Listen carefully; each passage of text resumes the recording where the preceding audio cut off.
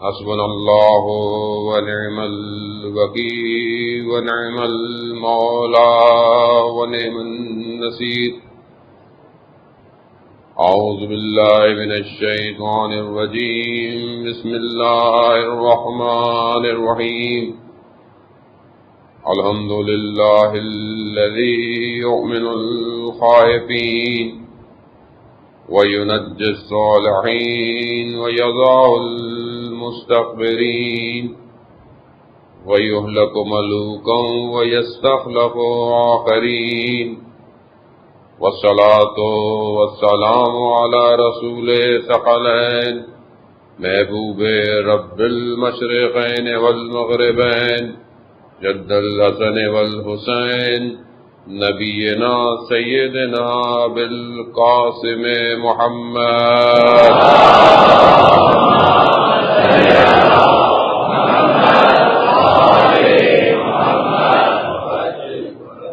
وآلہ الطیبین الطاہرین المعصومین لا سیما بقیت اللہ فی الارضین روحی وارواحنا للتراب مقدم الفدا ولعنت اللہ علی اعدائهم اجمعین.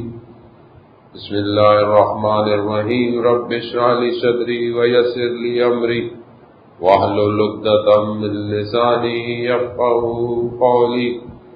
اما بعد فقد قال رسول اللہ صلی اللہ علیہ وآلہ وسلم ان الحسین مصباح الہدی والسکینۃ النجات. صلوات بھیجے محمد.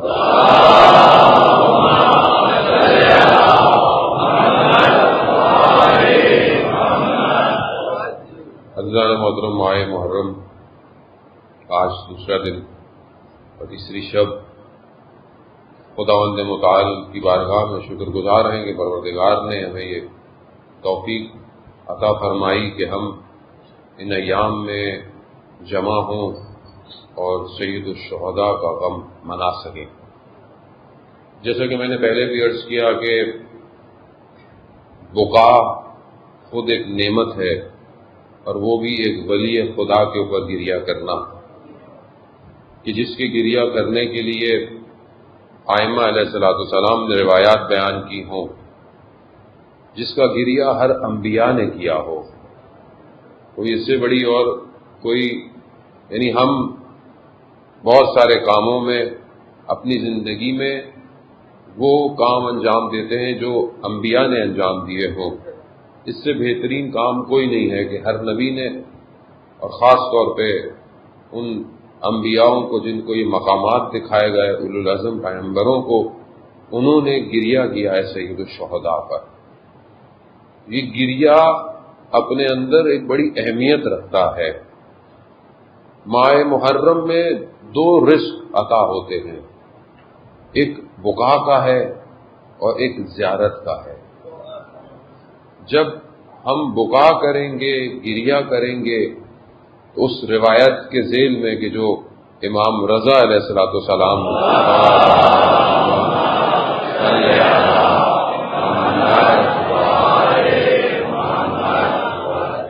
اس روایت کے ذیل میں کہ جو ابن شبیب سے امام نے بیان فرمائی تھی کہ بقا انسان کو پاک کرتا ہے، طاہر کرتا ہے اور ہر گناہ کبیرہ اور صغیرہ کو معاف کروا دیتا ہے. اب یہ بہرحال کیونکہ ہم مادیت میں زیادہ انوالو ہیں، میٹرلسٹک ورلڈ میں رہتے ہیں، تو ہم اکثر بہت ساری چیزوں کو اس مادے کے ساتھ کمپیئر کرنا شروع کر دیتے ہیں. مطلب یہ کیسے ہو سکتا ہے؟ مثلا ایک آدمی گریہ کرے، اسے گناہ معاف ہو جائیں، مطلب یہ کیسے ہو گئے؟ تو مسئلہ یہ ہے کہ ہم اس مادے سے باہر نکل نہیں پا رہے آج تک، کیونکہ جہاں میں نے ہماری گفتگو بھی اسی ذیل میں ہے.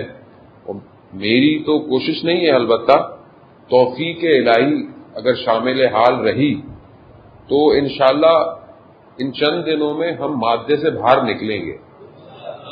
لیکن اس کے لیے ظاہر ہے آمادگی ہونا بہت ضروری ہے، یعنی ریڈی ہونا، کیونکہ بہرحال ہر مقامات امتحان طلب کرتے ہیں.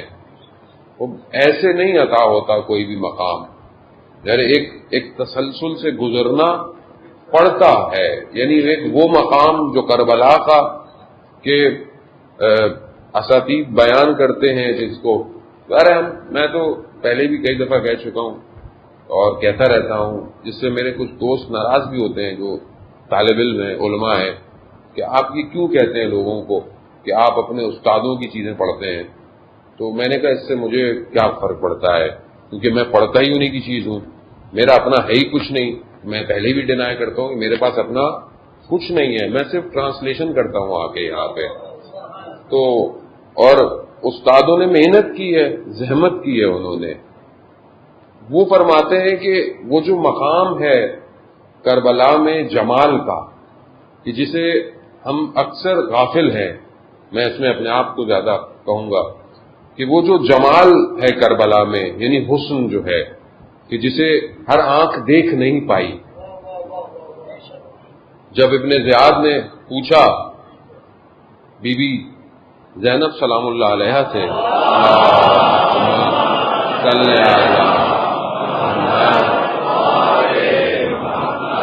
جب یہ کہا کہ ہم نے یہ کیا وہ کیا، آپ نے کیا دیکھا؟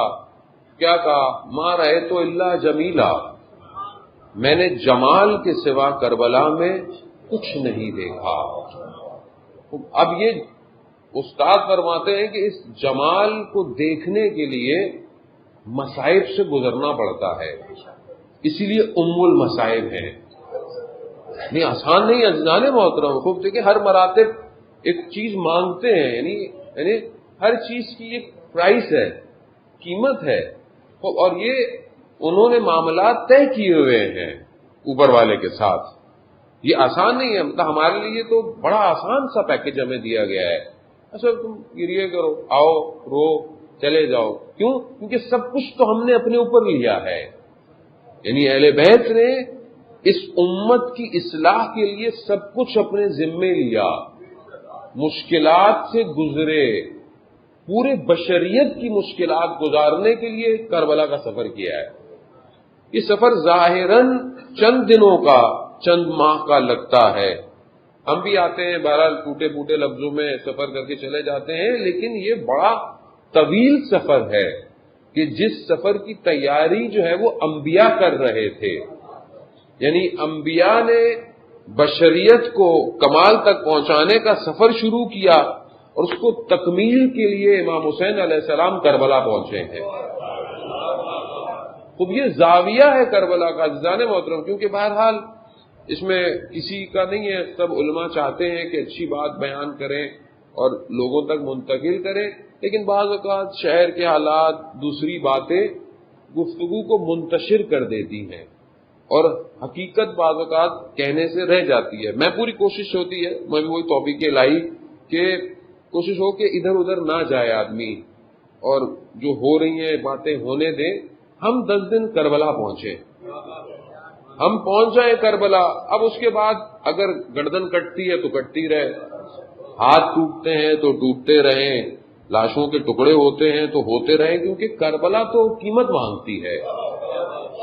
مطلب آپ آئیں بولے جی اچھی بات کی، واہ واہ کی، چلے گئے، پھر نیاز بھی کھا لی، سب کچھ کھو لی، اچھی بات ہے تو سب ہے، لیکن کچھ نہ ہو تو پھر کربلا نہیں ہے عزیزان محترم۔ یعنی جہاں ارباب، جو سید ہے نا ہمارا، سید کس کو؟ سید عربی کے اندر کہتے ہیں سردار کو، بڑی چیز کو، سید الشہداء، یعنی شہداء کا جو سید ہے، جو سید و سردار ہو، جب وہ اپنی گردن دے رہا ہو تو پھر نوکروں کی کیا مجال، یعنی اس سے زیادہ اور کیا ہوگی؟ کیونکہ کربلا عشق کا کعبہ ہے، کربلا عشق کا کعبہ ہے۔ وہ اس عشق کے کعبے میں داخل ہونے کی شرط کیا ہے؟ گردن کٹوا کر آؤ۔ اب اگر ہے ہمت، تو امام حسین نے خود فرمایا، زیادہ محترم امام نے خود مکہ چھوڑتے وقت جو کہا کہ اپنے خون کا بذل کر سکتے ہو، یعنی خون دے سکتے ہو، وہ یہ پہلی شرط تھی امام حسین علیہ السلام کی، اپنے ساتھ جو لوگ تھے، یہ پہلی شرط تھی، بذل کر سکتے ہو، وہ یہ پہلی چیز ہے۔ ہم اپنی زندگی میں دیکھیں عزیزان محترم کہ ہم اپنے وقت کے امام کے لیے اب یا لیتنی تو پڑھ دیتے ہیں ہم لوگ، کاش ہوتے، کیونکہ نہیں ہے، لیکن ہمیں کہا گیا ہے کہ جب بھی یاد کرو امام کو، امام کے صحابیوں کو، یہ ضرور کہو، خوب یہ ضرور کہو، کیونکہ تم کہو گے تو تمہارے وجود میں موومنٹ پیدا ہوگی. آدمی زبان سے کچھ کہے گا تو ہی اس کے قلب کے اوپر اثر ہوگا. اس لیے کہا جاتا ہے، کیا کہا جاتا ہے، ذکر پڑھتے رہیں، ذکر کی حالت میں رہیں، استغفار لفظی بھی کریں، کیوں کہ پھر وہ قلب پہ جا کر اثر کرے گا. تو یہاں پر یہ ضروری ہے کہ انسان اپنے وجود کا تکرار کرے. کہنا آسان ہے اور واقعاً آسان ہے، لیکن پہنچنا آسان نہیں ہے. اس کے لیے ظاہر ہے ایک سیر تکامل، ایک سفر، ایک ٹریول چاہیے، اور وہ ٹریول کوئی اور نہیں کروا سکتا، وہ خود وقت کا امام کروا سکتا ہے. وقت کا امام، وقت کا امام ہے ہی وجود ہی اسی لیے ہے کہ ہم پوری انسانیت کو، بشریت کو نکالے. عزیزان محترم، ہم کیونکہ قید ہو گئے ہیں، ہمیں قید کر دیا گیا ہے. اب بولے ہم تو قید نہیں ہیں، ہم تو آزاد ہیں. کہاں نہیں، اصل میں دیکھیں ظاہری بدن آزاد نہیں ہوتا، ذہن آزاد ہونا چاہیے.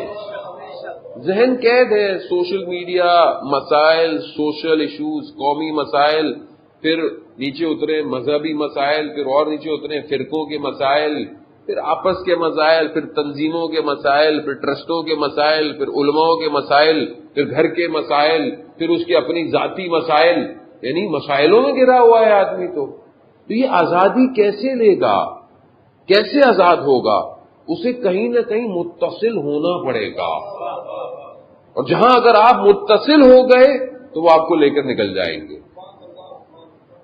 کیونکہ بہرحال، اور اس کی بہترین مثال یہی ہے ایک کربلا، کہ اس نے کئی گھرے ہوئے لوگوں کو آزاد کروایا ہے، کئی گھرے ہوئے لوگوں کو آزاد کروایا. تو عزیزان محترم، ہم بہرحال خلوص، اخلاص، باوضو توسل کر کے آیا کریں کہ ہمیں رزق ملے، رزق ملے.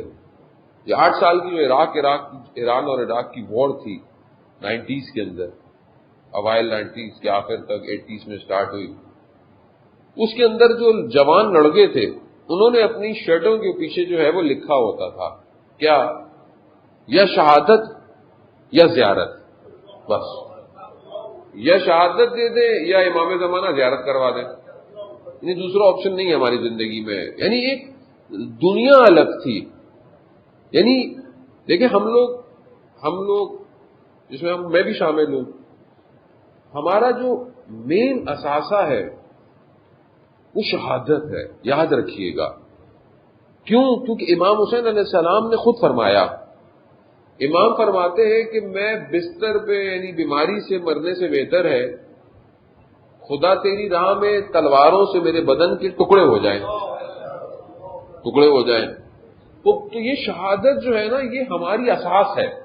لیکن ہم پر اہل بیت نے لطف کیا ایک اور، کہ من ماتا حب آل محمد، کہ جو اہل بیت کی محبت میں مرے گا وہ شہید مرے گا. یعنی ہماری ہر طرح کی موت کو شہادت میں بدل دیا. تو یہ لطف ہے جانے بہت خوب. ہمیں کیونکہ ہم اس وادی میں وارد نہیں ہوئے جس وادی میں ہم نے وارد ہونا ہے، تو ہمیں پتہ نہیں ہے کہ شہادت ہے کیا اصل میں. جسے پتہ چل جائے شہادت کیا ہے تو وہ اپنی زندگی میں تڑپتا ہے. کیونکہ وہ معاملات ہی کوئی اور ہیں. شہدائے کربلا رات کو، یعنی شب عاشورہ، جو ان کی کیفیت تھی وہ کیا تھی؟ کیفیت وہ یہی کیفیت تھی نا کہ مطلب میں کل جلدی چلا جاؤں. ہر ماں کہتی تھی بچے کو کہ تم دیر نہیں کرنا بیٹا، اصحاب کہتے تھے ہم پہلے چلے جائیں. یعنی کیا وجہ تھی؟ کون سی چیز تھی جو ہمیں نظر نہیں آ رہی ہے؟ یعنی کون سی ایسی چیز ہے کہ جو ہمارے وجود میں پیوست ہو عزیزان محترم، تاکہ ہم اپنے وجود کو قربان کریں. ساری زندگی ہمارے ماں باپ نے محنتیں کی، ہمیں نادیلی پڑھ کر بڑا کروایا، ہمارے گھروں میں بچپن سے ماتم، عزاداری، اس سب کو کروا کر جو ہے وہ کیوں ہے؟ تاکہ تم شہید پرور بنو، تم اپنے امام کے راستے پر چلو. اور موت اختتام تھوڑی ہے، یہ دنیا اختتام تھوڑی ہے، تو منتقل ہو رہے ہیں ہم. شخص بڑا مریض تھا، بہت مریض تھا، امام نقی علیہ السلام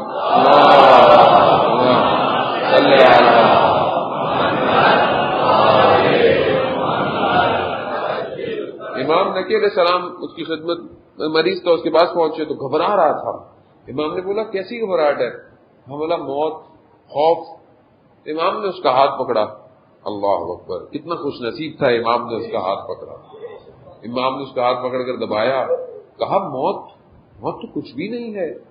جیسے انسان جو ہے وہ نجس ہو جائے تو غسل کرتا ہے، پاک ہو جاتا ہے، موت تو پاک کرتی ہے، تو گھبرا کیوں رہے ہو؟ کہا بس اس نے اطمینان کا سانس لیا اور اس کی روح پرواز کر گئی. تو ہم اصل میں خوف جو ہے انسان کی زندگی میں وہ لاسٹ کا ہے. اور جو ویسٹرنائزیشن تھاٹ ہے، جو ویسٹرن فلسفی ہے، اس کی بیس ہی میٹرسٹک پر ہے، مادے پر ہے. اور وہ کیونکہ مادے سے اٹیچمنٹ کو کریٹ کرتا ہے اور دنیا سب کچھ ہے اس کے لیے، اور اسی کو انہوں نے ڈائریکٹلی اور انڈائریکٹلی جو ہے وہ پینیٹریٹ کیا ہے دنیا کے اندر. اب ہمیں بھی، ہماری زندگی بھی ویسی ہے، ہمیں بھی خوف ہے. کس کا؟ مطلب پہلے تو انسان پڑھائی کا خوف ہوتا ہے، بچے جوان بیٹھے ہوئے ہیں کہ ہم پاس اچھے ہوں. ماں باپ کو بھی خوف ہوتا ہے، اتنی محنت کر رہے ہیں، پتہ نہیں اچھے گریڈ لائے گا نہیں لائے گا. پھر لائے گا تو پھر کالج اچھا ہو، پھر یونیورسٹی اچھی ہو، پھر جاب اچھی ہو، پھر شادی ہو، پھر گھر ہو، پھر گاڑی ہو، یہ سب کچھ یعنی خوف ہے. پھر جاب کرتا ہے تو یہ لاس، خوف، جاب تو ختم نہیں ہو جائے گی، پیسے تو کھو نہیں جائیں گے. آج کل تو جوانوں کو خوف ہوتا ہے موبائل تو نہیں کھو جائے گا، کیونکہ حیات ہے موبائل کے اندر، سب کچھ اسی کے اندر ہے. تو یہ خوف ہے. اب کیونکہ ہماری اٹیچمنٹ ہے، اب جتنی ہماری اٹیچمنٹ بڑھتی جاتی ہے، چاہے چیز چھوٹی ہی سی کیوں نہیں ہو، وہ اٹیچ ہوتی ہے، کیونکہ مادہ ہے، زندگی ہے. اچھا اب آگے کی پلاننگ ہو، باہر پڑھنے جائیں، باہر جاب کریں، اس طرح کی چیزیں.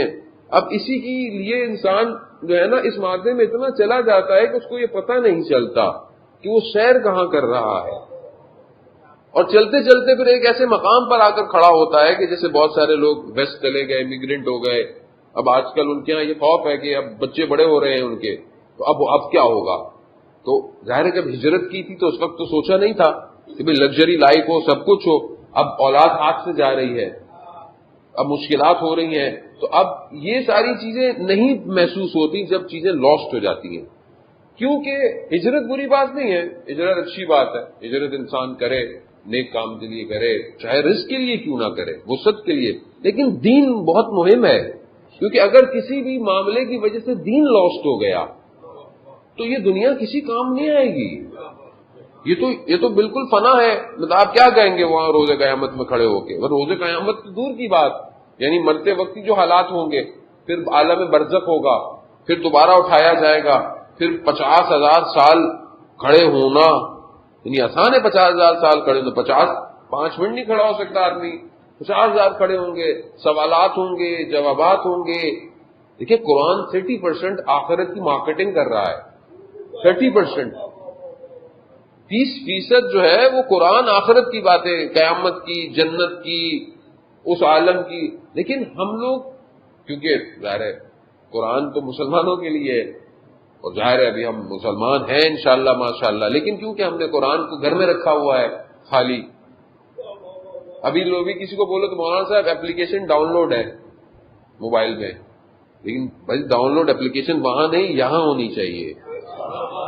یہاں ڈاؤن لوڈ ہوگی تو معاملہ آگے بڑھے گا. جانے محترم تو آئیے اسی قرآن کی طرف چلتے ہیں. قرآن کیا کہہ رہا ہے کہ کل آپ کی خدمت میں کہا، قرآن کہہ رہا ہے کہ کچھ گھر ہیں جن میں اجازت سے داخل ہونا، پھر اس میں ذکر اور پھر رفت جو ہے وہ اس گھرانوں کے اندر ہے. یعنی یہ ساری چیزیں جو ہیں وہ اس گھرانوں. ہم اس گھر کی تعریف میں نے کل آپ کی خدمت میں بتائی، یہ کون سا گھر ہے، یہ کون سے گھر ہیں. یہ گھر صرف مٹی کے یا دیوار یا اینٹ والے گھر نہیں ہے، یہ گھر صرف فزیکل نہیں ہے، یہ ایک گھر ہے. یہ گھر ہر جگہ ہے اور اسی گھر سے شہر ڈیولپ ہوتا ہے. اس میں داخل ہونے کی شرائط ہے کہ جس میں ہمیں اپنی تربیت کرنی ہے. پہلی چیز کہ جس کی طرف کل میں نے تھوڑا سا اشارہ کیا کہ مولا متقیان حضرت علی بن ابی طالب علیہ السلام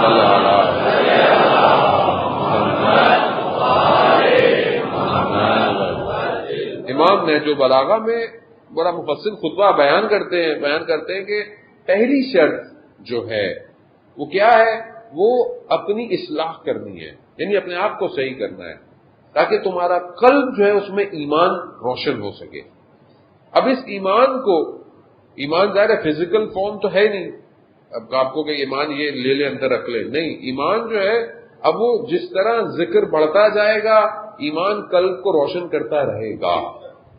اب ذکر جو ہے وہ کیا ہے، اصل میں کیا ذکر کرنا ہے، کس طرح وارد ہونا ہے، کیونکہ ہر کوئی یہ ذکر کر نہیں سکتا، ہر کوئی اس گھر میں آ نہیں سکتا۔ جو ذکر ہے جس کی تعریف کہا بھی گیا کہ قرآن بھی کہتا ہے کہ ہم نے نازل کیا ہے، یعنی ہم نے اس کو نازل کیا ہے، وہ یہ ذکر کیا ہے؟ ایک قرآن کی آیت کے مطابق یہ ذکر جو ہے وہ قرآن ہے، یعنی خود قرآن جسے پروردگار نے ایک نیچے لیول پر لا کر بھیجا ہے، یہ خود ذکر ہے۔ اب اس ذکر کو جتنا تم کرو گے اتنا تمہارا قلب جو ہے وہ روشن ہوگا۔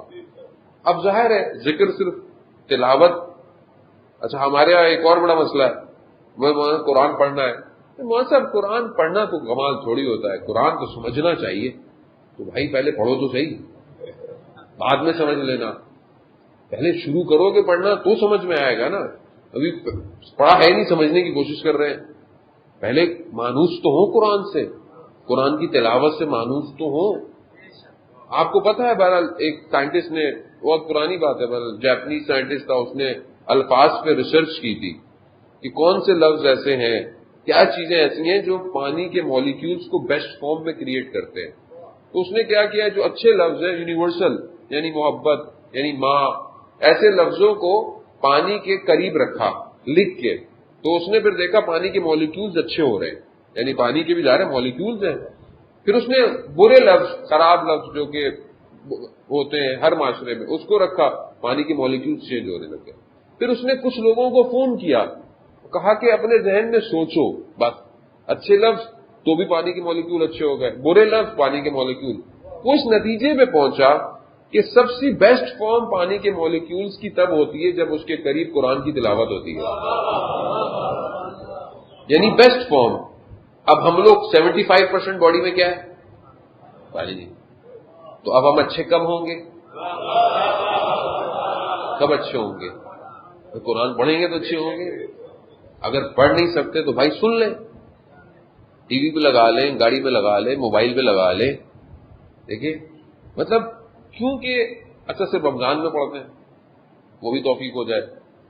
دیکھیے یہ تو وہ نسخہ ہے جسے روز پڑھنا ہے، اور روایت ہے عزیزان محترم کہ جس گھر میں قرآن کی تلاوت ہوتی ہے وہ گھر آسمان والوں کے لیے یعنی ملائکہ کے لیے بالکل روشن ستارے کی طرح ہے، جیسے ہمارے لیے رات کو ستارے روشن ہوتے ہیں۔ تو آپ نہیں چاہتے کہ آپ کا گھر روشن ہو؟ اور ویسے بھی جب آپ ہمیں جب رسول حضرت محمد مصطفیٰ صلی اللہ علیہ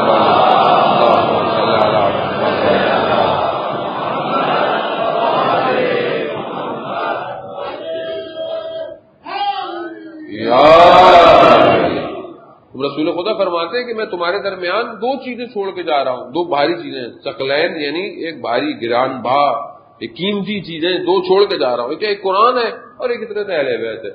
اب جو ان پہ جوڑے گا دونوں کو وہی پہنچے گا، جس نے چھوڑ دیا وہ گمراہ ہو جائے گا۔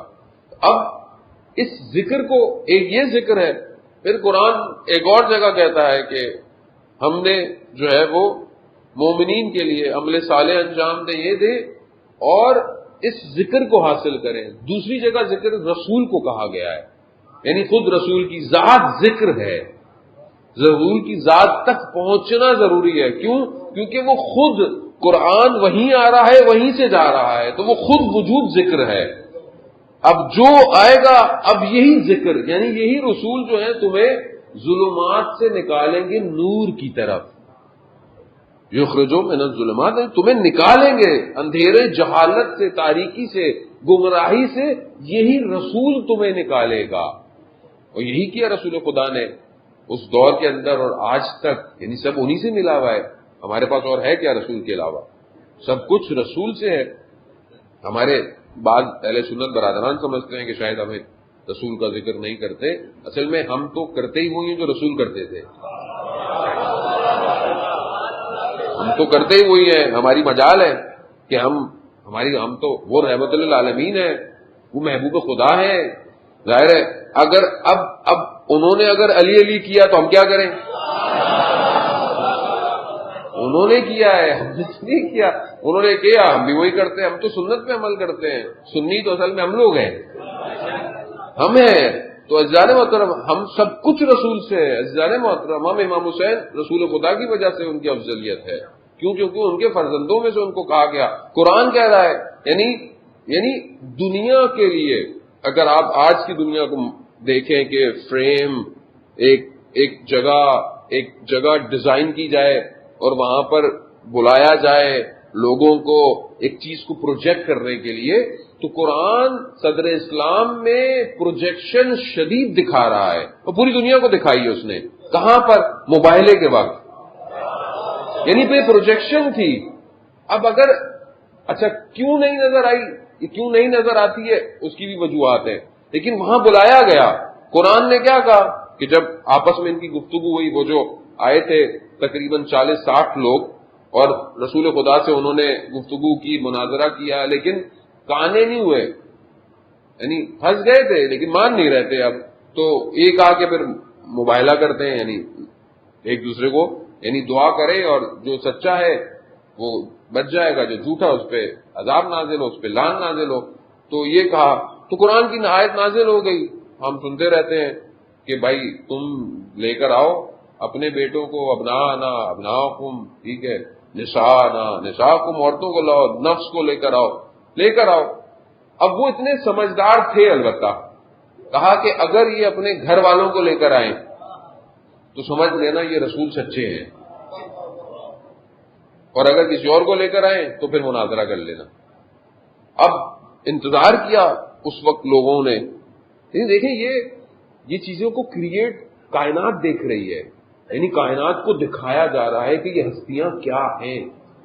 یعنی بلایا گیا ہے ہمارے لیے. کیونکہ ہم بچپن سے ساری چیز سنتے ہیں تو شاید ہم اس کو فیل نہیں کرتے. لیکن اگر آپ دیکھیں ایک بہت اوپر سے دوربین سے کہ کن کو بلایا جا رہا ہے. اب کن کو لا رہے ہیں؟ یہ دونوں آ رہے ہیں. ایک جو ہے وہ بغل میں ہے، ایک کا ہاتھ پکڑا ہوا ہے، ایک پیچھے بیٹی ہے اور پھر داماد ہے. یعنی یہ جب آئے تو وہ خود کہتے ہیں کہ ہم ایسے چہرے دیکھ رہے ہیں کہ جو اشارہ کریں تو پہاڑ اپنی جگہ چھوڑ دیں. یعنی پہاڑ کی مجال کیا ہے؟ کیونکہ جن کے وجود سے کائنات ہے، یعنی پہاڑ کہاں ہے؟ ہم خود سمجھ نہیں پائے آج تک ان ہستیوں کو. عزیزان محترم تو ہم تو وہی کہتے ہیں جو رسول خدا. اب رسول خدا خود ذکر ہے، وہ بھائی ذکر کو اپنے وجود میں پیوست کریں. عزیزان محترم پھر اس گھر میں وارد ہوں گے، پھر ہم اس وادی میں داخل ہوں گے. اب رکاوٹیں کیا ہیں؟ رکاوٹیں جو ہیں وہ انسان کی، جو زیادہ تر انسان اپنے اندر چیزوں کو حاصل کرتا ہے وہ آنکھ ہے. یعنی بصارت سے جو چیزیں دیکھتا ہے وہ اس کے قلب پہ اثر انداز ہوتی ہیں. صلوات بھیج دے محمد وعلیہ اللہم صلی علی محمد وعلی محمد وعجل فرجہ. ہر کوئی اللہ اکبر.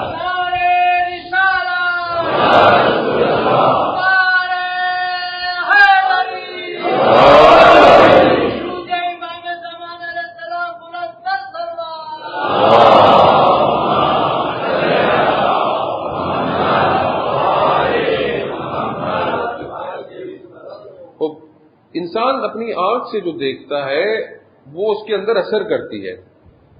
اور یہ جو اہل ذکر ہیں، یعنی جو اس ذکر کو کرتے ہیں اور پھر اس گھر میں داخل ہو جاتے ہیں، ان کی آنکھیں وہ دیکھتی ہیں جو لوگ نہیں دیکھ سکتے.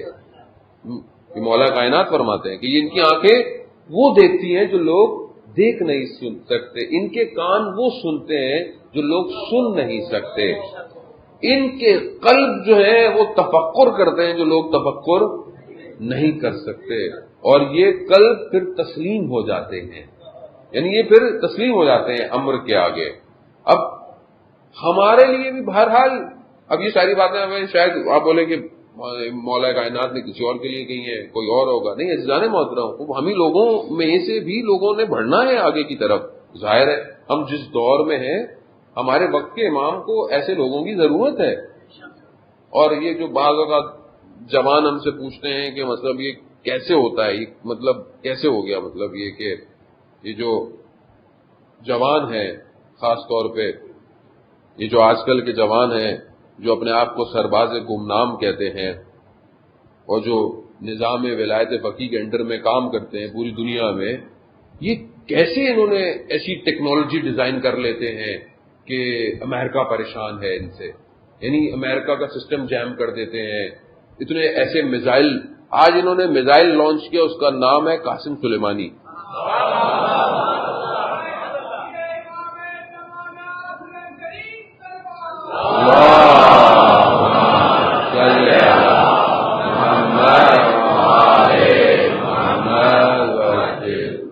یعنی جہاں جہاں لگے گا وہاں وہاں لگ پتا جائے گا کہ قاسم سلیمانی جب زندہ تھا تو اتنا خطرناک نہیں تھا، جب شہید ہو گیا اس سے زیادہ خطرناک ہو گیا ہے۔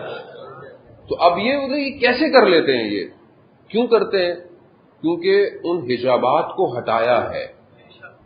یعنی جب انسان پاکیزگی کی طرف بڑھتا ہے تو آنکھیں کچھ اور دیکھتی ہیں، کان کہیں اور سنتے ہیں، تفکر اور افکار میں نجوا ہوتا ہے۔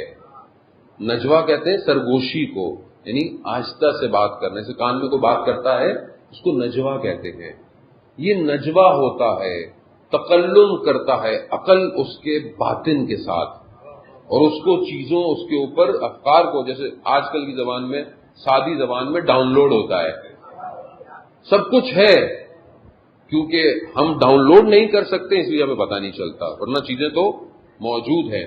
عزیزان محترم، اب اس تک پہنچنے کے لیے اہل ذکر ہونا پڑے گا، یعنی اپنے آپ کو کرنا پڑے گا۔ ایسا نہیں ہو سکتا آپ بولے کہ میں بہت اچھا کام کرنا چاہتا ہوں اور میں اپنے ملک کے لیے بہت اچھا، اپنی قوم کے لیے، اپنے محلے کے لیے، اپنی فیملی کے لیے ایک اچھا کام کرنا چاہتا ہوں اسلام کے لیے، اور میری خلوت جو ہو وہ پاک نہ ہو۔ ایسا نہیں ہو سکتا، ایسا نہیں ہو سکتا کہ میری آنکھ جو ہے وہ اس میں حیا نہ ہو۔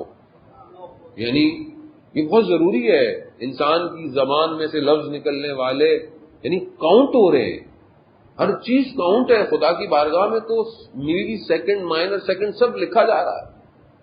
حتیٰ جو ہم سوچتے ہیں، سوچوں کی بھی تو پاکیزگی چاہیے پروردگار کو۔ آپ سوچیں پاک ہوں گی تو ڈاؤن لوڈ ہوگا۔ اب ایک ظرف ہی اگر خدا نہ خواستہ گندا ہے تو آپ اس میں جتنا اچھا ڈال لیں وہ سب نجس ہی ہوتا رہے گا۔ تو ہم آئے اس لیے ہیں مجلس میں کہ ہم پاک ہوں۔ یہ طہارت کی جگہ ہے، یہ افکار کو صاف کرتی ہے، یہ ذہنوں کو صاف کرتی ہے۔ کیوں؟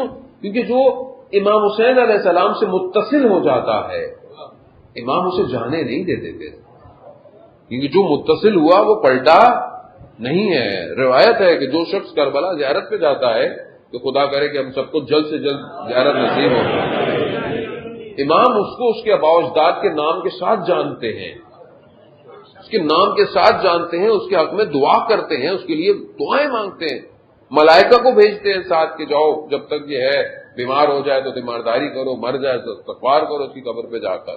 یعنی معاملہ بہت آگے ہے، کیونکہ حجاب نہیں ہٹ رہے آنکھوں سے، مادے میں اتنے انوالو ہیں، انسان سے خطا اتنی ہوتی ہے، نماز میں لذت کیوں نہیں ملتی، کیفیت کیوں نہیں تبدیل ہوتی؟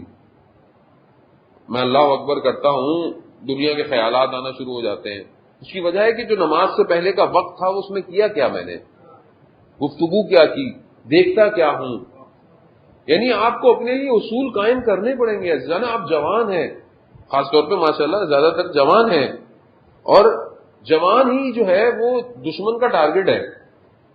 اس کے ذہن کو مفلوج کر دو، یعنی آپ سوچیں ذہن آلودہ ہو جائے خدا نہ خواستہ نامحرم تعلقات کے ساتھ، انٹرنیٹ پہ غلط چیز دیکھنے کی وجہ سے، تو فجر میں اٹھنا مشکل ہو جاتا ہے. کیوں؟ روح سنگین ہو جاتی ہے، بھاری ہو جاتی ہے، اس کو کوئی اٹھنے نہیں دیتا. ہمیں فیل نہیں ہو رہا، ہمیں یہ چیزیں فیل نہیں ہوتی ہیں. تو مولانا صاحب کیا ہے، چیٹ تو کرتے ہیں خالی، کیا ہے، کیا فرق پڑتا ہے، مل تھوڑی رہے گا چیٹنگ کرنے میں. نہیں، ارتباط ہے، رابطہ ہے. جب دو نامحرم ہو، تیسرا شیطان ہوتا ہے، تو یہ آہستہ آہستہ پینیٹریٹ کرتا ہے، وجود کو تباہ کرتا ہے، اور ایسا تباہ کرے گا اٹھنے نہیں دے گا. اس ٹوٹے پھوٹے بدن سے کیسے ہم وقت کے امام کی نصرت کریں گے؟ یعنی انسان کو ظاہری بھی اچھا چاہیے، فٹ ہو، آدمی ورزش کرتا ہو، ایکسرسائز کرتا ہو، سب کچھ اچھا ہو، لیکن اندر زیادہ اسٹرانگ ہو، ارادے مضبوط ہوں. اور دشمن کا کام یہی ہے، ان ارادوں کو ضعیف کرو. عزیزان محترم، ہم نے بڑھنا اس وادی کے اندر ہے. اگر ہم اس وادی میں داخل ہوں تو ہی ہمارے لیے، اور اس یعنی جو گھر ہے، یہ جو نور کا بیت نور جسے قرآن کہہ رہا ہے، یہ بیت نور عاشورہ ہے. یہ سب سے بہترین جو بیت نور ہے ہمارے لیے، یہ عاشورہ یعنی کربلا ہے. اس کی حدود نہیں ہے، حدود فزیکلی کربلا وہیں پر ہے، اپنی جگہ پر، لیکن یہ پوری دنیا میں ہے. اب جو اس میں آئے گا، اسی لیے رسول خدا فرماتے ہیں مصباح الہدا ہے. مصباح الہدا یعنی کہ ہدایت کا چراغ ہے، یعنی تمہیں چراغ لے کر آئے گا اس نور کے اندر. اب اس چراغ کی طرف آؤ. قرآن جہاں سورہ نور کے اندر مثال دیتا ہے، اللہ نور السماوات والارض، اللہ جو ہے وہ نور ہے، پھر آگے بڑھتا ہے کہ کیا ہے کہ اس کی مثل جو ہے وہ مشکات کی طرح ہے. مشکات ہے، اور اس مشکات میں ایک مصباح ہے، یعنی اس مشکات کے اندر ایک چراغ ہے. روایت کہتی ہے کہ مشکات رسول خدا کا ظرف ہے اور مصباح امام حسین علیہ السلام ہے. کربلا کربلا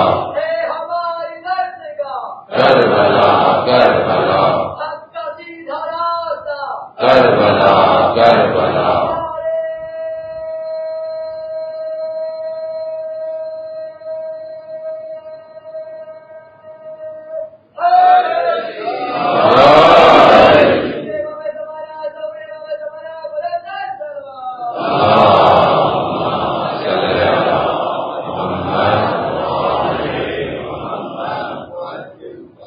یہ مصباح ہے، یہ ہدایت کا چراغ ہے. وہ ظاہر ہے اگر خدا نہ خواستہ میں اب دیکھیں کیوں نہیں لوگوں کو نظر آیا. دیکھیں دونوں طرف سچویشن کو انڈرسٹینڈ کرنا چاہیے نا. یہ مطلب صرف آپ ایک طرف سے اگر آپ چیزوں کا انالائز کریں گے تو نہیں پہنچ پائیں گے. یعنی آپ کو دوسری طرف بھی انالائز کرنا ہے کہ کیا وجہ تھی کہ دوسری طرف جو تھے ان کو یہ چراغ نظر نہیں آیا. کیا وجہ تھی؟ تو وجوہات تو ہوں گی کوئی نہ کوئی، کہ جو وہ مطلب جن کے لیے عرش پہ لکھا ہوا ہو، یعنی عرش پہ لکھا ہوا ہے. عرش کے دائیں ہاتھ پہ روایت ہے کہ عرش کے دائیں ہاتھ پہ لکھا ہوا ہے یہ ان الحسین مصباح الہدا و سفینۃ النجات.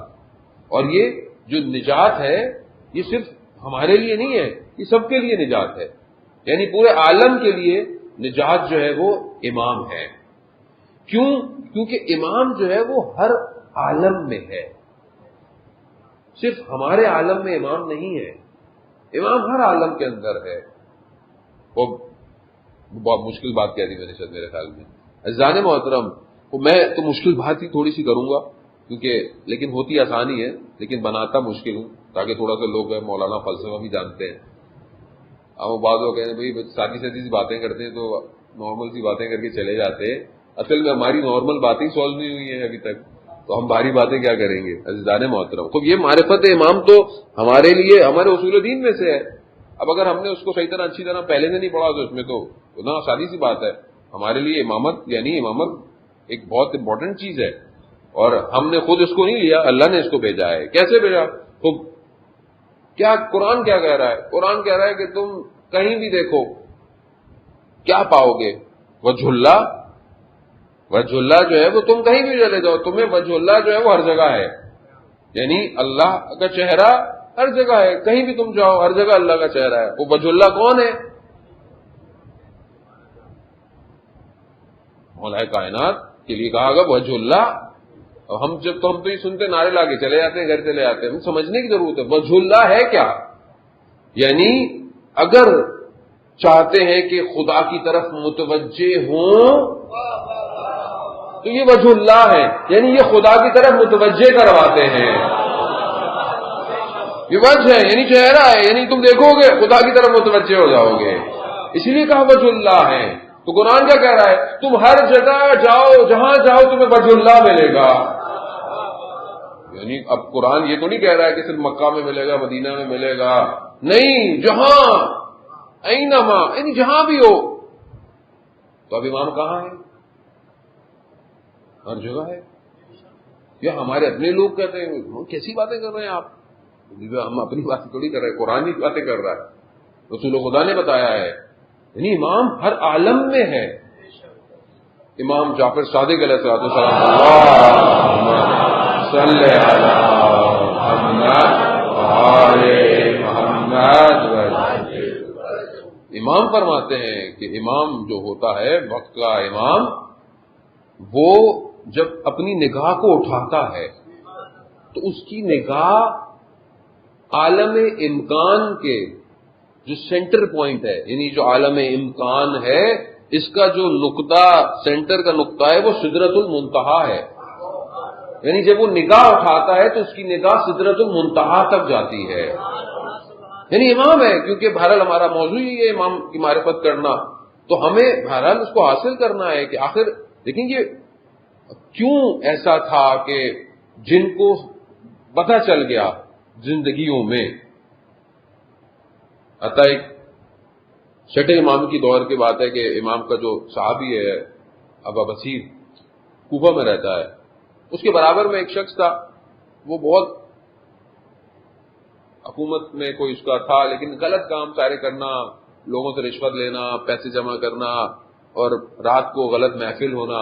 یہ کیونکہ ہمسائے تھے, پڑوسی تھے, تو بہرحال یہ اپنا فرض سمجھتے تھے کہ میں اس کو جو ہے وہ امر بالمعروف کروں, کہوں کہ اچھی بات نہیں ہے, کیونکہ ہمسایہ ہونے کی وجہ سے وہ احترام کرتا تھا. یعنی کہتا تھا, لیکن کہتا تھا کہ بھائی ہمارا دنیا کچھ اور ہے, آپ اچھے آدمی ہیں, آپ چھوڑیں. تو وہ کہتے تھے کہ بھائی یہ مناسب نہیں ہے. اس شخص نے ان سے کہا, ابو بصیر سے کہا کہ دیکھو ایک کام ہو سکتا ہے, وہ جس کو تم مولا کہتے ہو نا, اگر وہ میری ضمانت دے دے, سن رہے ہیں, وہ مانتا نہیں ہے, وہ اس طرح نہیں مانتا, مگر کہہ رہا ہے کہ جس کو تم مولا کہتے ہو اگر وہ مجھے بھینس کی ضمانت دے دے تو میں سب چھوڑ دوں گا. اللہ اکبر, اللہ اکبر. یعنی اب یہ جب گئے اگلے سفر میں مدینہ, تو جیسے داخل ہوئے تو آئے تو امام نے خود ہی کہہ دیا اپنے ہمسائے سے کہہ دینا, ہم اس کی ضمانت دیتے ہیں لیکن یہ سب کچھ ہے, اس کو چھوڑ ترک کر دیں. اب یہ جب واپس آتا ہے, ظاہر ہے مکہ زیارت کر کے آئے, لوگ ملنے آتے ہیں, وہ ہمسایہ بھی آتا ہے, جائیں لگتا ہے, کہتا ہے رک جاؤ, سب چلے جائیں, رک جا. کہتے ہیں مولا نے پیغام بھجوایا ہے تمہارے لیے. وہ 3 دفعہ پوچھتا ہے, وہ کہتا ہاں. کہا امام نے بولا یہ سب چھوڑ دو, میں ضمانت دیتا ہوں. تھوڑے دنوں بعد وہ پیغام بھجواتا ہے اپنے ہمسائے کو کہ میرے پاس آؤ. جب بلاتا ہے تو سامنے نہیں آتا, پیچھے ہوتا ہے, یعنی دیوار میں. کہتا ہے کیوں؟ کہتا ہے کہ میرے پاس جتنا مال لوگوں کا تھا, جس کا میں نے دے دیا, اور جن کا مجھے پتہ نہیں تھا وہ میں نے سب صدقہ کر دیا. اب میرے تن پر لباس نہیں ہے, تن پر لباس نہیں ہے. پھر کہتے ہیں انہوں نے لباس مہیا کیا, یعنی اس استغفار کے عالم میں سوکھ گیا بدن. چند دنوں بعد بلایا, اور آخری وقت میں اسی کو بلایا اور کہا کہ مجھے لگتا ہے کہ شاید میں چلا جاؤں گا. وہی ہوا, رخصت ہو گیا, دنیا سے چلا گیا. جب یہ دوبارہ گئے تو یہ داخل ہی ہو رہے تھے, امام نے دیکھ کر کہا کہ ہم نے تمہارے ہمسائے کے ساتھ وفا کی. جان محترم, ہم امام یعنی جو ذرا پہچان گیا, وہ خادم کہ جس کے پاس خراسان سے آیا ثروت مند شخص اور کہتا ہے کہ یہ جو تم امام کی خدمت کرتے ہو یہ مجھے دے دو، میں تمہیں، میری زمینیں ہیں، میرے باغ ہیں، سب کچھ میں تمہیں دیتا ہوں. اس نے سوچا کہ سودا تو برا نہیں ہے. اب دیکھیں نا وہ کمپیریزن. آیا مولا کے پاس، مولا وہ ایسے ایسے کہہ رہا ہے کہ یہ نوکری مجھے دے دو اور میری یہ سب لے لو. امام نے کہا ہاں اگر تم جانا چاہتے ہو تو چلے جاؤ. جانے لگا تو امام نے کہا مگر ایک بات یاد رکھنا، جو جتنا اس دنیا میں ہمارے قریب ہے وہ آخرت میں اتنا ہی ہمارے قریب رہے گا. یعنی یہ صرف فزیکل نہیں ہے، ہاں یہ وجود کے ساتھ ہے. یعنی میرے 24 گھنٹے میں امام کتنا میرے ساتھ ہے اس کو کون اینالائز کرے گا؟ کوئی مشین تو اینالائز نہیں کرے گی. یعنی میں پورے 24 گھنٹے میں اپنے وقت کے امام کو کتنا یاد کرتا ہوں، میں اپنی صبح کیسے کرتا ہوں جب میری صبح ہوتی ہے. اذان محترم مطلب سانس رکتی ہے. ایک طالب علم سے پوچھا اس کے بچے نے کہ اس نے ظاہر ہر کوئی کہتا ہے گھر میں بچوں کو کہ دو آیت پڑھو، دو آیت پڑھنی چاہیے، 40 دن پڑھیں تو روایت ہے کہ 40 دن پڑھیں تو امام کے ساتھ. تو اس نے اپنے بچے کو یہ کہا، بچے نے بڑے شوق سے بولا 40 دن پڑھتے ہیں. بولے 40 دن پورے ہو گئے تو کہہ رہا پھر کیا ہوا دوبارہ پڑھو. کہہ رہے مگر وہ جتنا پڑھو گے اتنا قریب ہوگا. تو اس نے پوچھا والد سے، خود آپ کہا بیٹا جب سے سمجھ میں آیا ہم تو اس وقت سے پڑھ رہے ہیں، اور اگر خدا نہ خواستہ بھول بھی جائیں صبح تو دن میں قضا کی نیت سے پڑھ لیتے ہیں دعائیں ہیں. یعنی کیا چیز ہے؟ یعنی یہ ایک ایسینشیل زندگی میں چیز ہونی چاہیے کہ میں اگر کچھ نہیں کر سکتا تو دعا عہد تو پڑھوں روز. یعنی امام کا ساتھ کیسے دیں گے آپ؟ جیسے بہت سارے لوگ کہتے ہیں کہ کوئی بڑا کام مل جائے، کچھ یہ ہو جائے، کچھ وہ ہو جائے. ہوتا ہے. نجف میں آیت اللہ عراقی بیان کرتے ہیں کہ نجف میں شیخ محمد تھا، مریض تھا، سینے میں اس کے کوئی مشکل تھی، فقیر بھی تھا، غریب بھی تھا، اور اس پر یہ کہ کسی سے رشتہ بھی کرنا چاہتا تھا. رشتہ بھیجا، ان کا بھائی تم فقیر ہو، پیسے نہیں ہے، تمہیں کہاں سے بیٹی دے. بڑا دل ٹوٹا. تو اس نے علماء سے سنا ہوا تھا کہ 40 دن مسجد سہلا میں جائیں چلا کاٹیں. جیسے ہمارے بھی لوگ کہتے ہیں مولانا صاحب کچھ تسبیح دے دیں، کچھ دعائیں دے دیں. جوان زیادہ بولتے ہیں کہ بھائی کچھ دیں پڑھنے کے لیے کہ کچھ معاملہ ہو ہمارا بھی. وہ بھی چلا گیا. اب اس نے جب 39 ڈیز ہو گئے تو آخری دن جب گیا تو دیکھا اس کے سینہ کیونکہ مریض تھا تو خون آ رہا، تو مسجد کے اندر نہیں جا پایا، باہر ہی بیٹھ گیا. تو اپنے ساتھ قہوہ لے کر آیا تھا. اس نے بولا سردی بھی ہے، میں آگ لگاتا ہوں، قہوہ بھی پیوں گا اور گرم بھی ہو جاؤں گا. مسجد دیکھی اس نے، مسجد خالی، اندھیرا. 40واں دن ہو رہا ہے، کوئی امید ہی نہیں ہے، کچھ ہے ہی نہیں. تو ایسے میں دیکھا کہ کوئی عرب آ رہا ہے. اب اس نے سوچا کہ یہ کوئی برابر والا ہوگا، اب جو میرا ایک قہوے کا گلاس ہے وہ بھی یہ پی لے گا، مجھے وہ بھی نہیں ملے گا. خیر وہ آیا تو بولا کہ کہاں سے ہو؟ تو اس نے سوچا کہ یہ یہاں کے کہ نجف کا کوئی قبیلے کا ہے. پوچھا نہیں، سارے قبیلے گنوا دیے، نہیں ہے. تو اس نے ویسے تنزیہ بولا کہ مطلب تم پتہ نہیں کون سی جگہ، ایسا لفظ بولا کہ جس کا کوئی مفہوم نہیں تھا. تو وہ شخص مسکرا دیا، تبسم کیا. تو پھر سے پوچھا کہ تم کیا کر رہے ہو؟ اب ویسے بھی سارا ٹینشن میں. تو اس نے بولا بھائی آپ کو کیا ہے، مطلب کیوں بتاؤں میں؟ کہہ رہا ہے آپ کو کوئی فائدہ نہیں ہوگا. کہہ رہا ہے نہیں، اگر بتا دو گے تو نقصان بھی کوئی نہیں ہوگا. تو جب اس نے اخلاق دیکھا تو اس نے پھر درد دل بیان کرنا شروع کر دیا. تو اب اس نے بولا کہ یہ میری یہ نہیں ہوتا، وہ نہیں ہوتا، یہ نہیں ہوتا. اب اس نے بولا کہ میں مریض ہوں. تو اس عرب نے کہا کہ تمہارا مرض ٹھیک ہو جائے گا، تمہاری شادی بھی گاہ ہو جائے گی، لیکن جو تمہارا فقر ہے وہ رہے گا. کوئی متوجہ نہیں ہوا. کہتا اچھا آپ میرے ساتھ حضرت مسلم کی زیارت کر لیں گے. آپ کو پتا مسجد سہلا سے تھوڑا فاصلہ زیادہ تو ہے نہیں. جاتے رہے. مسجد قباء میں پہنچے تو کہا کہ مسجد میں 2 رکعت نماز تحیت کی پڑھیں. جب نماز پڑھی تو اسے نماز میں تلاوت میں احساس ہوا کہ یہ تو تلاوت بہت مختلف ہے، تو اس کے ذہن میں آیا کہ یہی تو امام نہیں ہے. جیسے اس کے خیال میں آیا تو نور نے امام کو گھیر لیا، یہ چہرہ نہیں دیکھ پایا. جب تک نماز ختم ہوئی تو وہ نور جا چکا تھا. اب اس کو شرمندگی، استغفار کہ مولا مجھ سے غلطی ہو گئی، میں نے ادب نہیں کیا، میں نے یہ نہیں کیا، مجھے پتا نہیں تھا، یہ نہیں کیا. اور پھر کہنے کا دیکھیں مولا میں نے حضرت مسلم کی زیارت کا کہا تھا، آپ نے وعدہ کیا تھا کہ ساتھ آئیں گے، دوبارہ آ جائیے. تو ایسے میں دیکھا کہ نور دوبارہ آیا اور حضرت مسلم کی قبر تک گیا. یہ وہاں گیا، پھر اس کے بعد وہ نور چلا گیا، اس نے بڑا گریہ کیا. پھر بہرحال اس کا مرض ٹھیک ہو گیا، اس کی شادی بھی ہو گئی، لیکن فقر رہا. عزیزان محترم، ایسا نہیں ہے کہ ہم کہتے ہوں اور امام تک بات پہنچتی نہ ہو، ایسا نہیں ہے. امام نہیں ہے وہ، یعنی سمجھیں امام کو. امام نہیں، ایسا ہو سکتا ہے امام جو ہر عالم میں ہے اور ہر عالم میں فیض دے رہا ہے، عطا ہو رہا ہے فیض. کیوں؟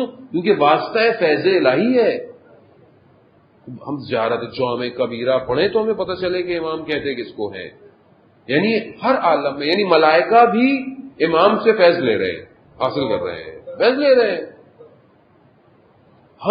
ہمارے ذہنوں میں، ہماری گفتگوؤں نے، ہمارے لیونگ سٹائل نے، ہمارے مسائل نے ہمیں ایسا کر دیا ہے کہ شاید امام ہمارے فرقے کا ہے خالی. امام مطلب ایسا ہے، کیونکہ ظاہر ہے حالات آہستہ آہستہ ایسے، پھر ہماری گفتگویں بھی ایسی ہیں.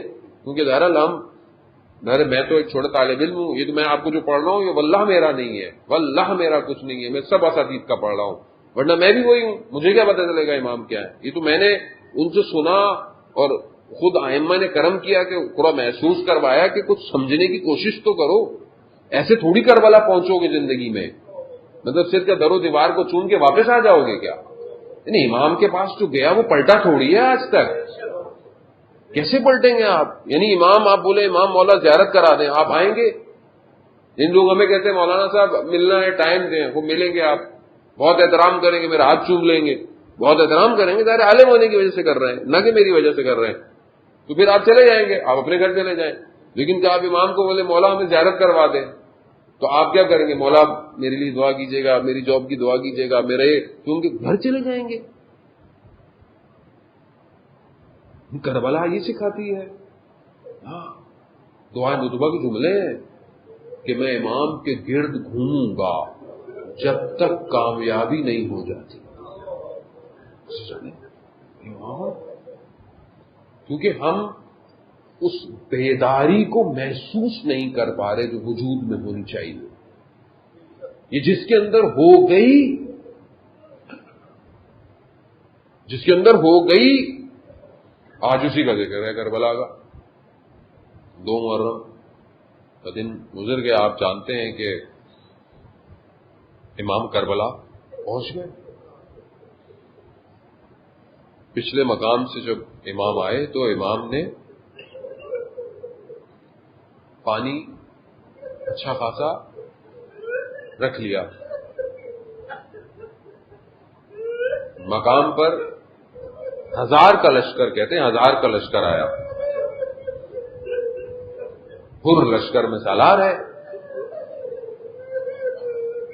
امام نے سب کو سیراب کرایا، اللہ اکبر، حتیٰ جانوروں کو بھی کہا پلاؤ، سب کو پلاؤ. روکا راستہ تو امام نے بولا تو ہم خود تھوڑی آئے ہیں، ہمیں تو تمہیں نے دعوت دی ہے، یعنی کوفہ والوں نے ہمیں بلایا ہے تو ہمارے، اگر تم سمجھتے ہو تو ہم جو ہے وہ چلے جاتے ہیں. کیا نہیں، پور نے امام کے سواری کو پکڑا. بڑی گستاخی، یعنی امام جانا چاہتے ہیں اور پکڑا امام.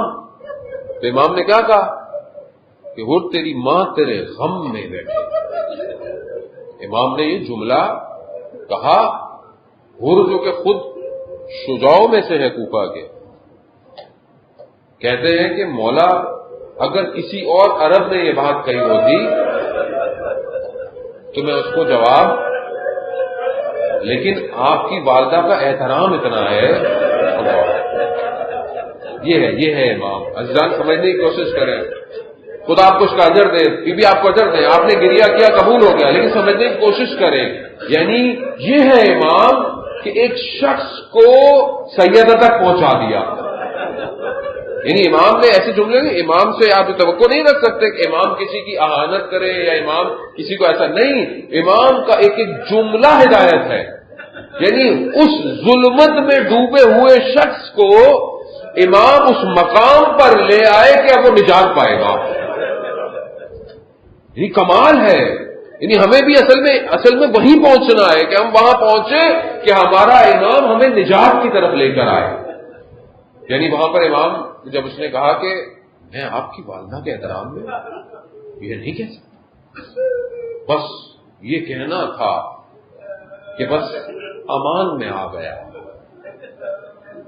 پھر ساتھ ساتھ چلنے لگا. امام نے پوچھا یہ کون سی جگہ ہے؟ بہرحال نام لیے گئے، یہ ہے، وہ ہے، نینوا ہے، اور کیا نام ہے. جب کربلا بولا تو امام نے کہا ہاں بس یہی جگہ ہے. نہیں آپ صرف ابھی تو کربلا ہماری آنکھوں کے سامنے ہے نا، اس وقت کیسا ہوگا؟ یعنی کچھ نہیں ہے نا، کشف ہے. لیکن اب جب رک رہے ہیں، اتر رہے ہیں، تو اب امام یہی جگہ ہے، یہی خیمے لگاؤ. یہی جگہ ہے کہ جہاں پر ہمارا خون بہایا جائے گا. تصور کرے نا کہ یعنی اللہ اکبر، یعنی کتنا سفر کیا بشریت نے بقا کے لیے، کمال کے لیے، کہ ایک مقام پر پہنچا کہ جہاں بندگی اپنے اوج پہ جائے گی. یہ وہ مقام ہے. یہاں اتر رہے ہیں، اتر گئے، خیمے لگ گئے، سب ہو گیا. شب عاشورہ جب پہنچی تو عمر ابن سعد کے پاس آیا کہ بھائی کیا ہے، کیا ہے؟ کہا جنگ کا ارادہ ہے. کہا کیا؟ کہا بس گردنیں کٹیں گی، ہاتھ کٹیں گی، کچھ بھی ہو جائے. اب جب اس نے یہ سنا تو اس کا ارادہ یہ نہیں تھا. اس نے بولا بھائی مسئلہ تو کوئی بات ہو جائے، کچھ ہو جائے. لیکن جب اس نے سنا تو ایک بے چین حالت میں پلٹا، رات کو چلنے لگا. ہمارے استاد بیان کرتے ہیں کہ چلتا رہا. پوچھنے والے نے پوچھا، بھائی بھی تھا، پوچھنے والے نے پوچھا کہ کیا ہے، تم پریشان لگ رہے ہو؟ کہاں صبح جنگ ہے، یہ قرار نہیں تھا کہ جنگ ہو. کہا جب کوفہ میں کسی شجاع شخص کے بارے میں پوچھا جاتا تھا تو ہم تو تمہارا نام لیتے تھے، یہ تمہیں کیا ہو گیا ہے؟ کہا میں اپنے آپ کو جنت اور جہنم کے درمیان دیکھ رہا ہوں. عزیزان محترم، یعنی ایک یکجا، ایک بیداری. چل پڑا اپنے ساتھ، اپنے کہتے ہیں بعد میں کہ بھائی بھی آیا، بیٹا بھی آیا امام کی طرف. جب امام کی طرف پہنچے، اور جی سب سے پہلے صبح کی طرف جب یہ پہنچے، بعض کہتے ہیں کہ رات ہی کو نکل گئے. تو کون آ رہا ہے؟ کہا حر آ رہا. کہا آنے دو، ہمارا مہمان ہے. آیا. علماء مختلف پڑھتے ہیں کہ بہرحال آنکھوں پہ پٹی باندھ کر آیا، بعض کہتے ہیں ہاتھ پر آیا. بہرحال لیکن مقاتل ہیں، مختلف ہے، لیکن بہرحال آیا، عرض ادب کے ساتھ آیا، شرمندگی کے ساتھ آیا، شرمسار ہو کر آیا. اور سب سے پہلے کہا کہ مجھے اجازت دے کہ میں آپ کے لیے اپنی جان کو فدا کروں. اب کہتے ہیں امام نے اجازت دے دی فوراً.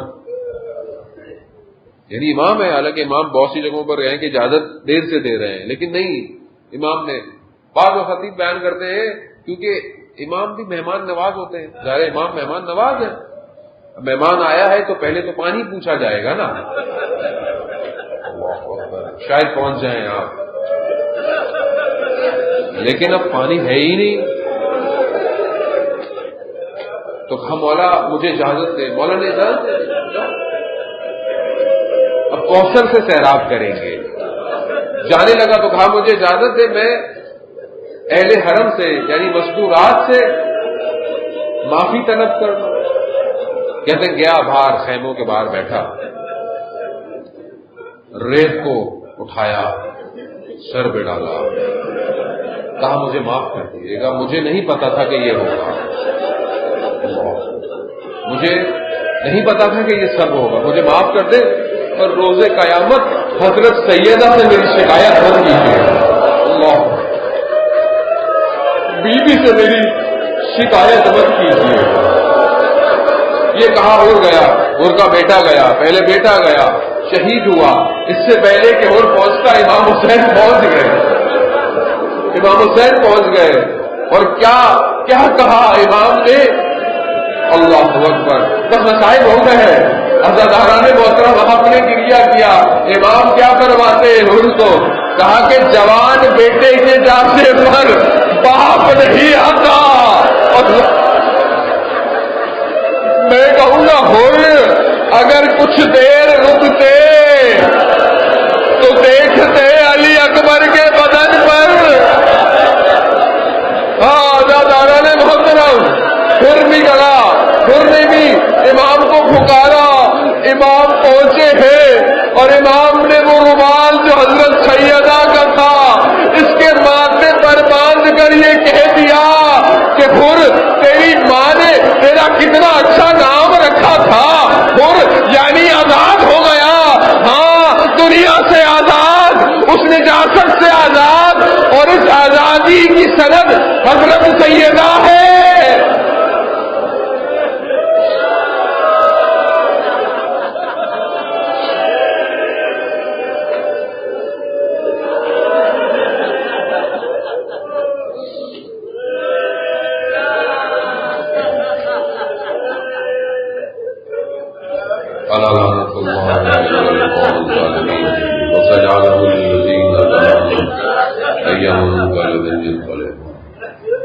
پروردگار امام زمانہ کے شعور میں تاثیر عطا فرما, ہمیں ان کے ناصروں, ان کے مددگاروں میں شمار کرنا. پروردگار ہماری اس عبادت کو اپنی بارگاہ میں قبول فرما. پروردگار اس عزاداری کو, ہماری حیات ہے, اس کو قائم اور قائم رکھنے کی توفیق عطا فرما. جہاں جہاں مجلس, ماتم, جلوس, عزاداری ہو رہی ہے ان سب جگہوں کی عبادت فرما. پروردگار جہاں پہ جو لوگ جس طرح سے بھی اپنا حصہ ڈال رہے ہیں, چاہے وہ انتظامیہ, management, police, security, scout, media والے, انجمن, ٹرسٹ, ہر جتنے بھی لوگ ہیں پروردگار ان کو اپنی بارگاہ سے اپنے کثیر عطا فرما. پروردگار ہم خطا کار ہیں, گناہ گار ہیں.